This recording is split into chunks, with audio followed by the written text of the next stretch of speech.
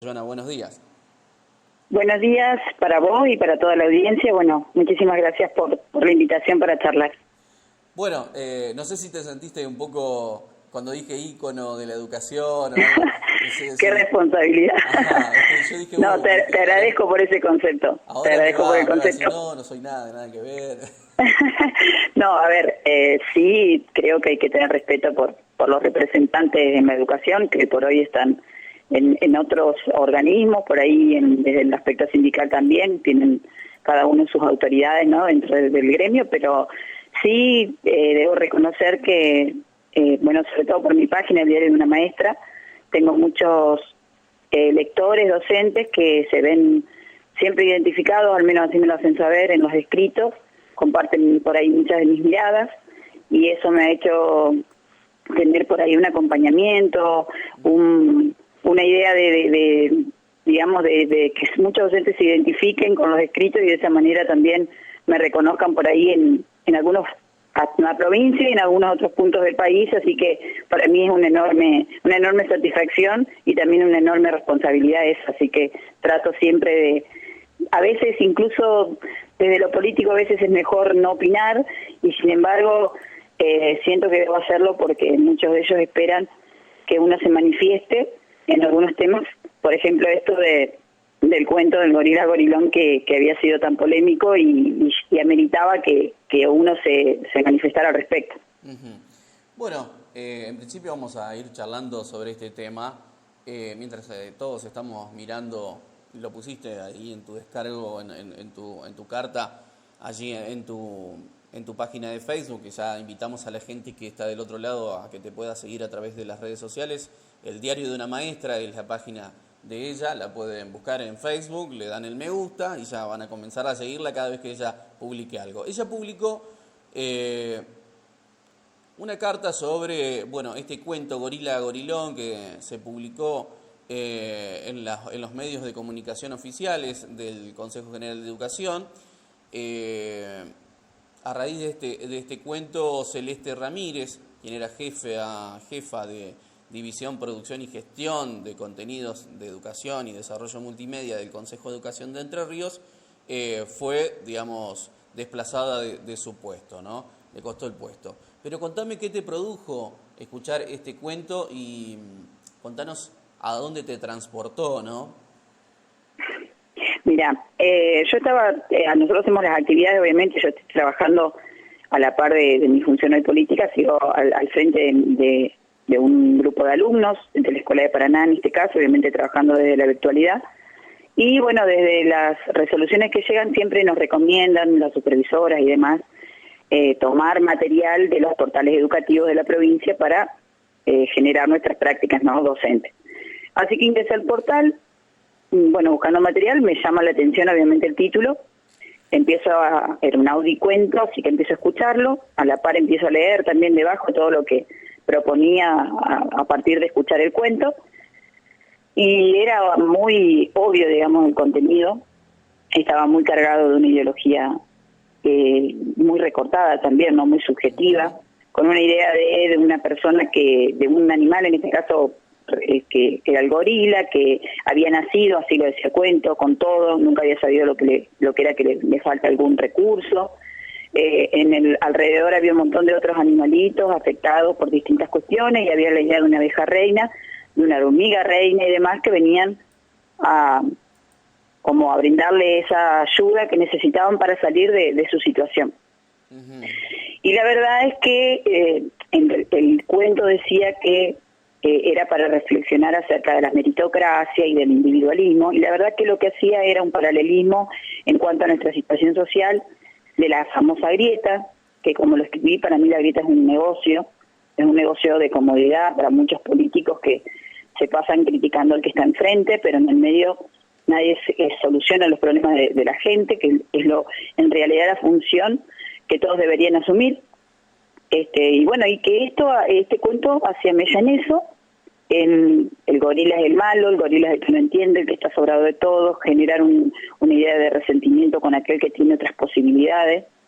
Y nosotros todo el tiempo trabajamos con otro mensaje para los chicos.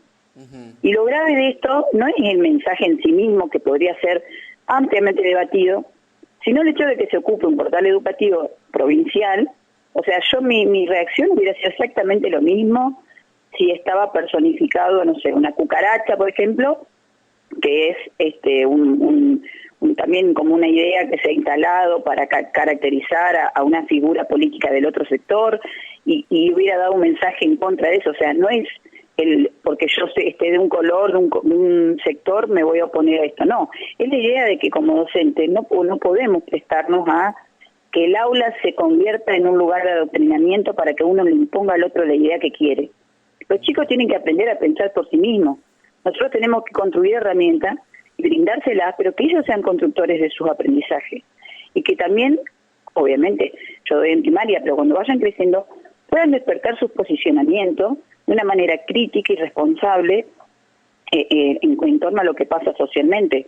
Pero no yo decirle lo que pienso y que ellos tomen eso como una verdad absoluta y hagan bandera de mis ideas. Porque es totalmente contradictorio lo que es la educación pública y lo que debería ser en nuestro país. Y es chocarme con eso. Aparte me pareció totalmente contradictorio, porque por ahí me parece que nos debemos un debate más profundo sobre el tema de la meritocracia y el tema del esfuerzo y demás.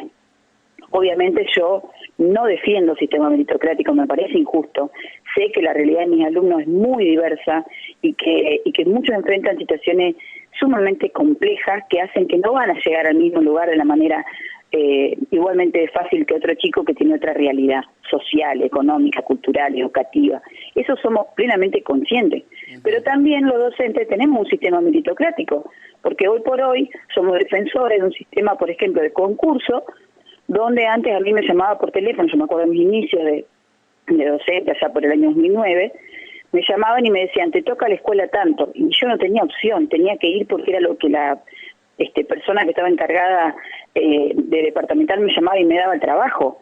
Claro. Y hoy por hoy hemos logrado, a través justamente del gremio y de las luchas educativas, que uno va a un concurso, tiene un orden de mérito, en base a capacitaciones, a formación, a trayectoria, antigüedad, y puede estar con la opción de elegir por encima de otras personas, porque queremos que lleguen las más formadas, las mejor preparadas, que nuestro escalafón docente tenga algún tipo de reconocimiento. Entonces, si tenemos un sistema meritocrático instalado dentro del propio sistema educativo, al cual defendemos y lo creemos una conquista, es muy profundo el debate para decir que la meritocracia está mal. O sea, yo no comparto, por supuesto, que los chicos van a llegar todos de la misma manera y van a alcanzar todos los mismos objetivos, porque estamos atravesados por las diferencias. Eso es una realidad mundial. Ojalá desapareciera, pero no podemos combatirlo tan fácilmente. Tenemos que contemplar. Nosotros, en esta pandemia, por ejemplo, claramente los docentes tuvimos en cuenta que los chicos no tenían todos el mismo teléfono, que no tenían la compu, que no tenían internet, que los papás trabajaban, algunos no, que algunos tenían el acompañamiento de la mamá y el otro no. Todas esas diversidad de situaciones hacían que no todos lleguen de la misma manera a la propuesta, que no lleguen con los mismos tiempos, y esa flexibilización permanente y humana está en los docentes. Pero no le puedo decir, no, mira, vos no tenés celular, listo, ya está justificado, no tenés los mismos recursos, porque ese chico pierde 9 meses de aprendizaje, y tengo que hacerles creer y confiar en ellos de que van a poder, en otros tiempos, con otros ritmos, pero igual que los demás. Porque si no los estoy limitando de antemano, los estoy condenando a la pérdida de 9 meses, en este caso, de un montón de aprendizajes que pudieron construir a pesar de todas esas adversidades. No quiero que compitan entre ellos, pero sí que se planteen la superación personal. Y me parece que está bueno eso en nuestra sociedad actual, porque claramente eso es mucho más posible de que ellos logren que la idea de que vamos a poder de un día para el otro hacer que en nuestra sociedad todos sean iguales y todos tengan las mismas oportunidades.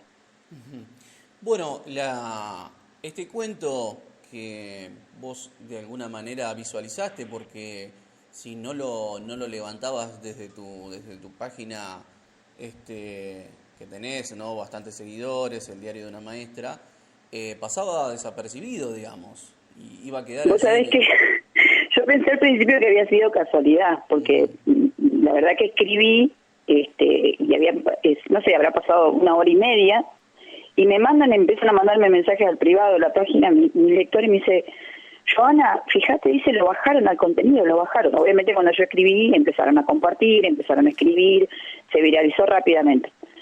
Y la verdad que dije, bueno, capaz que justo lo sacaron. Miro, y habían pasado 5 días desde que se había publicado, porque yo había hecho una captura de pantalla inicialmente del cuento, y ahí figuraba el autor y el día donde se había subido el contenido. O sea que el contenido estuvo 5 días en el portal a disposición de muchísimos docentes, y posterior al escrito, 1 hora y media después, lo bajaron al contenido.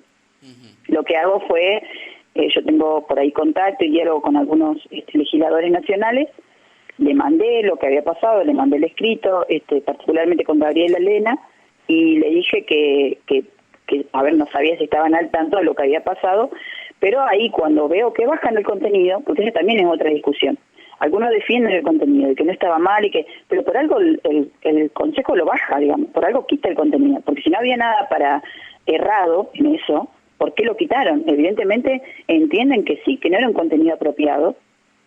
A ver, aparte de las formas que tenía de expresarse, estamos hablando de un cuento que era para chicos de jardín y de los primeros años de primaria, con palabras muy complejas, con consignas bastante elevadas para el nivel educativo de los chicos. Y en el lo quitan el contenido. Ajá. En el justificativo, que fíjate vos que el Consejo se hace el descargo, dice que no hubo un control adecuado, o sea que reconocen, digamos, la inoperancia en algún sentido.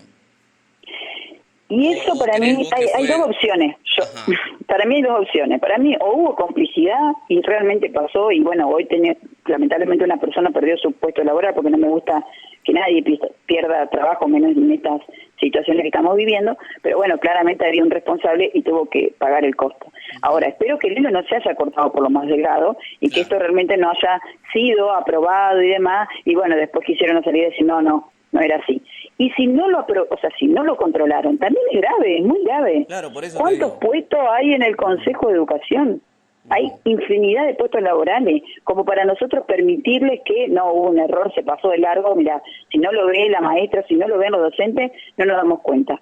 Pero entonces, ¿para qué tenemos todos los cargos que tenemos? De cualquier manera, haya habido complicidad, para mí la hubo, ese es mi pensamiento personal, para mí, si esto pasó en las instancias que debería haber pasado, quizá no lo analizaron en profundidad, no vieron el impacto que iba a tener en tantos docentes, digamos, cuando analizaron este contenido, pero al final hasta eso nos están pidiendo, hasta que cumplamos el trabajo de otro, porque tenemos que estar haciéndonos cargo a ver bien de qué contenido estamos viendo en el portal y si es apropiado o no, que de hecho lo hacemos siempre, obviamente, analizamos cada una de las cosas que ponemos en nuestra carpeta de trabajo, pero para eso hay gente designada. Entonces, lo que está bueno de esta situación es que el gobierno provincial y los responsables tomen nota para el futuro.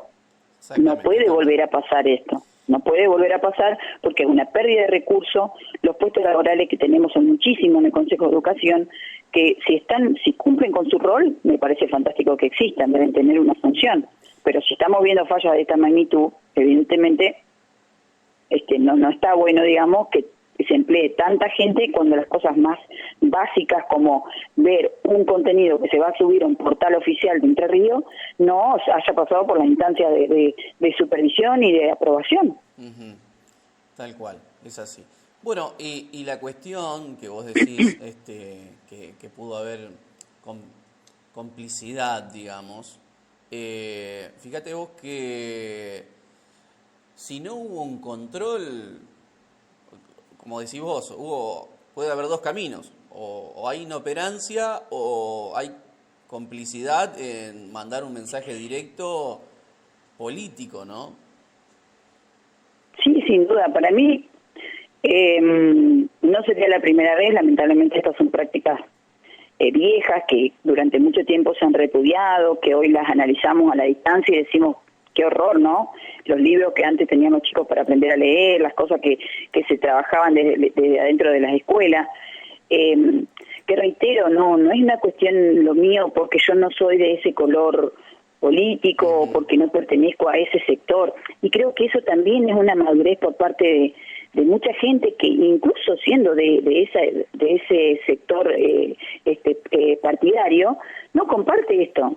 Eso es lo que tiene que estar por encima, o sea, la madurez con la que nosotros trabajamos los temas, sacándonos la remera, la bandera partidaria. Hoy yo, o sea, lo que escribí, de hecho, dice una maestra, no en mi página de concejal, después sí lo traslado a lo político, porque obviamente tiene que ver, pero inicialmente lo escribo en la página de una maestra porque tenía que ver con mi rol como docente, o sea, yo lo escribí desde ese lugar. Y creo que todos deberíamos empezar a analizar las cosas, tanto del actual gobierno como del anterior, sin poner el fanatismo por delante.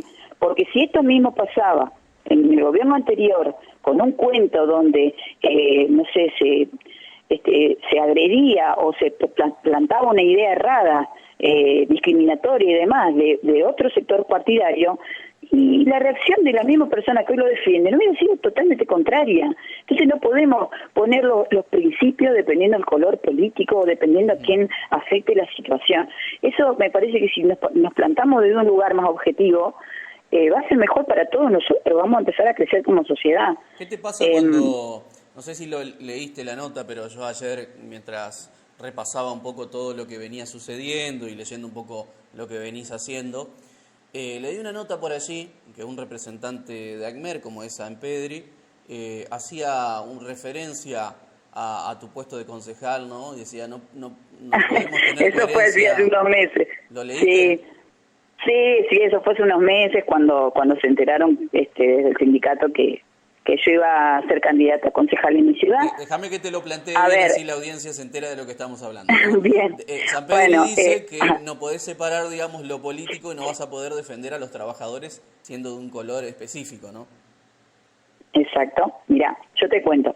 Adentro del sindicato, yo estuve muchos años dentro del sindicato, no estuve muchos años compuesto dentro del sindicato, pero sí fui una gran militante, digamos, defensora de nuestra causa dentro del gremio, cuando obviamente la Rojo y Negro, que fue mi agrupación, estaba conformada por un montón de dirigentes y representantes que realmente me representaban, que hoy ya no están en la agrupación.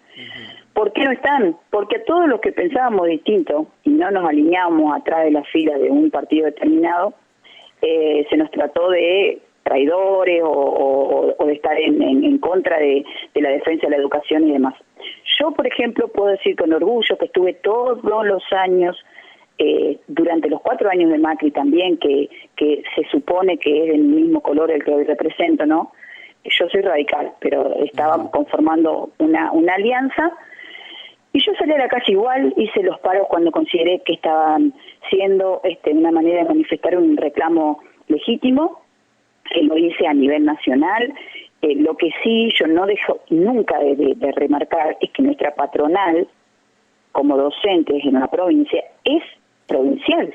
O sea, el que nos paga el sueldo a nosotros es la provincia. Entonces los reclamos tienen que estar bien encausados y tiene que saber la gente que hoy por hoy tampoco las cosas dependen de Alberto Fernández, dependen de las decisiones políticas y en cuanto a educación de Bordet.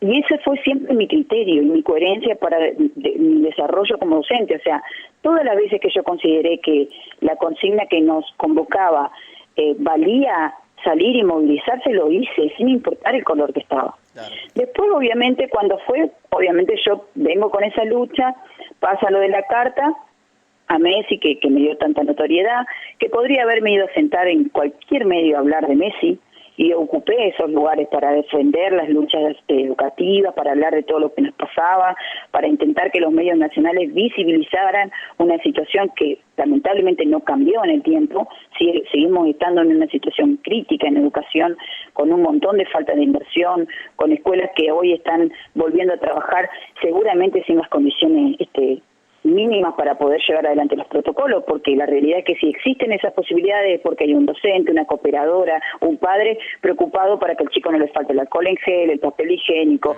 los papeles, todo lo que uno necesita hoy como mínimo para volver a la escuela. Y eso no puede seguir estando durante décadas. Cuando me presento a una lista, salieron lo mismo del sindicato a decir, es más, si vos te fijas en la nota de este señor de ACMER, él dice, no, como que no cuestiona que yo me meta en política, sino en el color que me estoy metiendo, claro, o sea, en el sector en el que estoy. O sea, evidentemente si uno no coincide con la idea de de algunos dentro del gremio está mal. Pero el gremio, vamos a decir la verdad, está atravesado políticamente. Es un tipo de política y todos ahí adentro tienen su ideología. Lo que pasa es que se ve mal al que no es del sector que ellos pertenecen. Pero yo, cuando estuve en el sindicato, no fui representante política de nadie, ni siquiera estaba afiliada. Ni siquiera me afilié a mi partido para que no se entendiera como que mis reclamos iban de la mano con una cuestión partidaria. Ahora, cuando yo ya salí del sindicato, sí me dediqué me involucré en otro sector, porque considero que si estamos cansados de la gente que nos defraudó, que se involucró en una lista y después no cumplió nada, que cobró 4 años de arriba y demás, bueno, me cansé de criticar. Decidí involucrarme y pagar el costo de las críticas que vendrían, pero poder tener ese poder y ese lugar de representación para empezar a cambiar las cosas. Humildemente, desde mi pequeño lugar de concejal en Viale, lo intento hacer todos los días. Y intento mostrar otra forma de hacer política. Bueno, y yo estoy muy orgullosa de eso. Joana, no sé si estás ahora muy empapada con el tema de la lucha docente o si seguís ejerciendo. Próxima semana, 72 horas de desconexión y paro virtual. ¿Qué te pasa con las medidas que se están tomando ahora desde el gremio en este contexto que están atravesando los docentes, no? Mira, con respecto a los paros virtuales, los he tratado de hacer, pero la verdad es imposible. Es como ahora trabajar con horarios, no se puede. Yo creo que más de un docente debe decirme adhiera al paro, pero termina lamentablemente contestándole a algún alumno alguna tarea o justo un chico que, no sé, yo tengo alumnos que pasan muchos días desconectados por alguna razón de la casa, que no tienen wifi, que no pudieron ir a la casa de la vecina donde trabajan y demás. Y yo, no me importa estar de paro, o sea, si tengo la opción de contestarle y de ayudarlo, estoy. Así que es muy, por ahí más que nada, como, no sé cómo explicarlo, pero es una forma de decir hacemos paro, digamos. Es como un cartel de, mira, estamos en reclamo, pero en realidad de ahí a la acción concreta de desconectarnos, no sé si mucho lo podemos cumplir. Pero entiendo que son las medidas que hoy pueden tomar en el contexto en el que estamos, que la verdad que se ha hecho muy largo, que me hubiera encantado que yo compartí y defendí las medidas que se tomaron inicialmente cuando fue el tema de la pandemia cuando el inicio, ¿no? En marzo, cuando decretan la cuarentena, porque consideré que la estrategia era nos guardan antes de que empiece el caos para poder preparar los sistemas de salud. Y desde ese lugar lo defendí. Después se termina haciendo cada vez más largo. Hoy por hoy tenemos lamentablemente las mismas cifras que no queríamos tener, de las cuales supuestamente el encierro nos iba a ayudar a que no sucediera. Y bueno, seguimos estando prácticamente, porque no sé, más allá de los anuncios del presidente, con muchas restricciones y demás.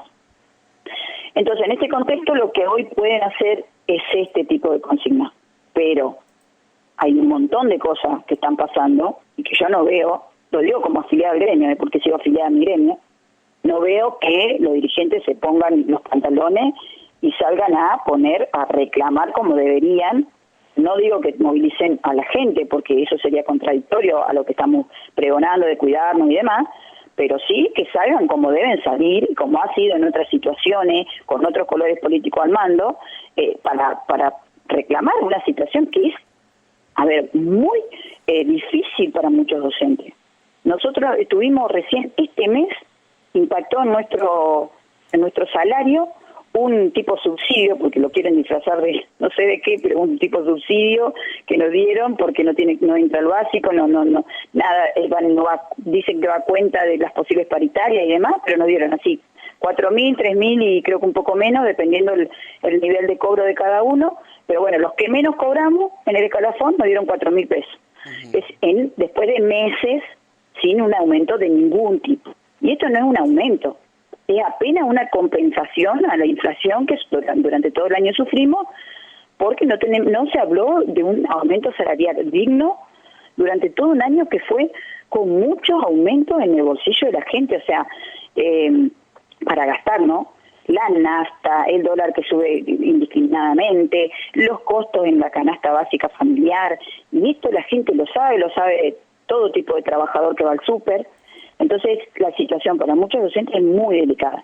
Si a la par de eso nos hicimos cargo del sistema educativo sin nada, porque nadie nos dio nada. Esto que vendieron de las computadoras, de los créditos, para que encima me tenía que comprar yo mismo mi herramienta de trabajo, de la escuela donde yo de trabajo, por ejemplo, nadie pudo acceder a esa posibilidad.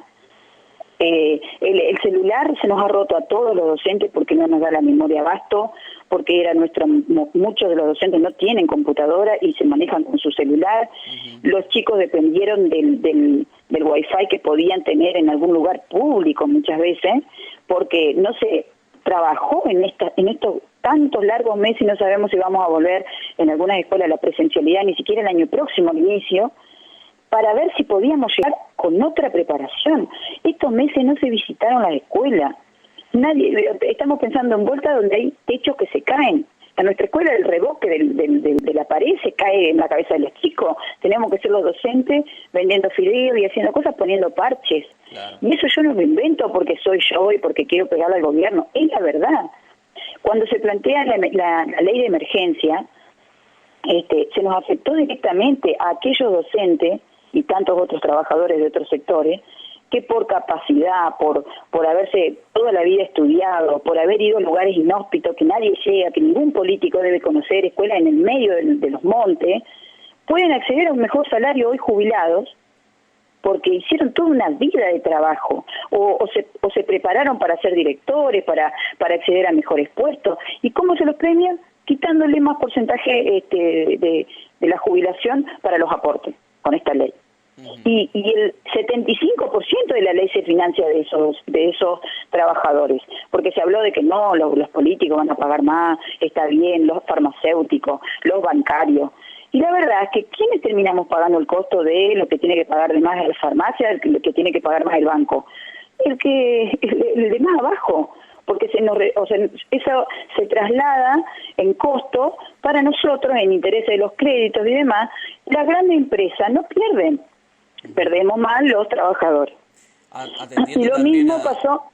Atendiendo a esta línea que venías haciendo de la virtualidad docente, también hay que recalcar, digamos, la carga psicológica tanto como para los niños como para los docentes que tienen que estar aislados desde su casa, con sus hijos, con la familia, atender la casa, estar dando clases, digamos, como que también es... Totalmente. ¿Sabés que creo que sirvió esto para que los padres también conozcan lo que es la tarea docente?